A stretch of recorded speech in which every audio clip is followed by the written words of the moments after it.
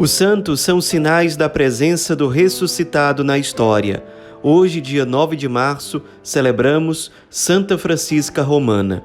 Nossa santa de hoje nasceu no ano de 1384, em Roma. Era de uma família nobre e rica daquela cidade. Desde criança, ela já manifestava dons místicos extraordinários. Tinha conversas muito íntimas com o seu anjo da guarda, era muito dedicada à vida de oração, muito sensível diante dos necessitados. E ela, desde criança, manifestava uma inclinação para a vida religiosa consagrada. Porém, seu pai fez o que era muito comum na época, prometeu a filha em casamento a um jovem que também era de família nobre e rica, chamado Lourenço Ponciano. Ele, além de ser jovem, rico, nobre, ele era muito virtuoso, e isso alegrou muito o coração de Francisca. Os dois acabaram se casando, e ela foi um grande modelo de esposa, de mãe, sempre com uma vida de muita piedade, muita caridade. Ela costumava tratar as empregadas como se fossem verdadeiras filhas. Era muito amável, muito afável com todos. Embora fosse muito rica, mas ela sempre tinha muita humildade no trato. Era uma pessoa muito simples, muito modesta. No fim das contas, ela, junto com Lourenço, tiveram 6 filhos. 3 faleceram ainda pequenos, e Santa Francisca Romana cuidava dos filhos com muito amor, com muita ternura, com muita proximidade, e além disso ela era muito sensível aos pobres e aos enfermos. Aos poucos, ela, com total consentimento e apoio do marido, acabou transformando a casa da família, que era uma casa grande, numa espécie de albergue e hospital. Os pobres iam lá e eram muito bem atendidos. Receber um pobre era receber o próprio Cristo. Então, eles muitas vezes dormiam lá. Quando estavam doentes, eram tratados ali, e as empregadas eram orientadas a tratar muito bem desses pobres, desses enfermos, dos mendigos que apareciam.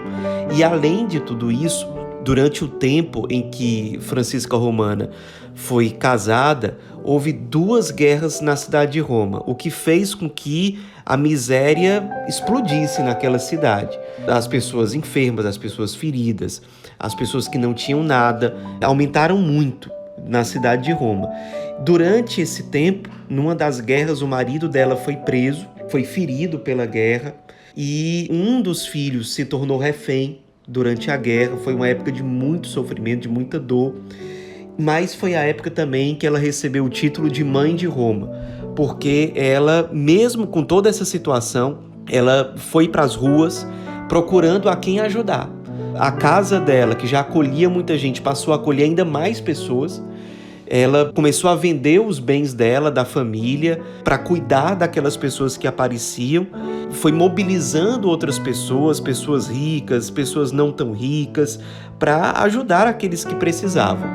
Depois, graças a Deus, o marido retornou da guerra, e o grande trabalho da vida dela junto com o marido foi motivar o marido a se reconciliar com os seus inimigos, porque aquela situação de guerra, de conflito político e tudo mais, fez com que o marido se afastasse de pessoas que eram próximas antes, que se tornaram adversárias no campo político, no campo ideológico, e aos poucos o marido de fato foi se reconciliando, fazendo as pazes com todas essas pessoas. Já com a situação mais pacificada, ela, que costumava frequentar muito uma igreja dos padres beneditinos, chamada Igreja de Santa Maria Nova, ela começou a se aproximar cada vez mais de outras mulheres de famílias ricas de Roma, que costumavam participar das missas lá, costumavam frequentar aquela igreja. Ela, aos poucos, foi reunindo essas mulheres de famílias ricas de Roma, e essas mulheres formaram um pequeno grupo que se colocaram sob a direção espiritual dos monges beneditinos, que se reuniam com certa frequência para oração, para práticas de piedade, de penitência, para fazer obras de caridade, para se reunir, se mobilizar para servir os necessitados. Com o tempo, no ano de 1425, Francisca teve a iniciativa de comprar um edifício na cidade de Roma chamado Tor des Specchi. Ela comprou esse edifício para que esse grupo de mulheres, que era o germe de uma nova congregação religiosa, pudesse atender com mais estrutura as pessoas enfermas, os pobres, os mendigos, etc.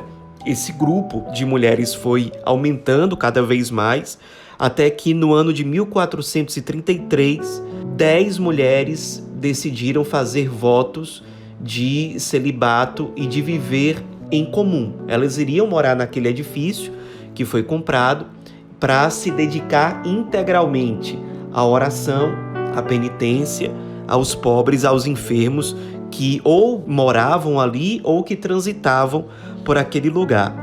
Nessa época, Francisca Romana não fez os votos, porque ela era casada, né? Tinha as suas obrigações como esposa, como mãe. Pouco depois, alguns meses depois dos votos das 10 primeiras irmãs, o Papa Eugênio IV aprovou oficialmente as regras, fazendo com que se tornasse ali, de fato, uma congregação religiosa que inicialmente, antes do reconhecimento pontifício, essas irmãs eram chamadas de Instituto das Mães de Roma. Agora, com a aprovação do Papa Eugênio IV, se tornava oficialmente congregação religiosa, chamada de Congregação das Oblatas da Santíssima Virgem.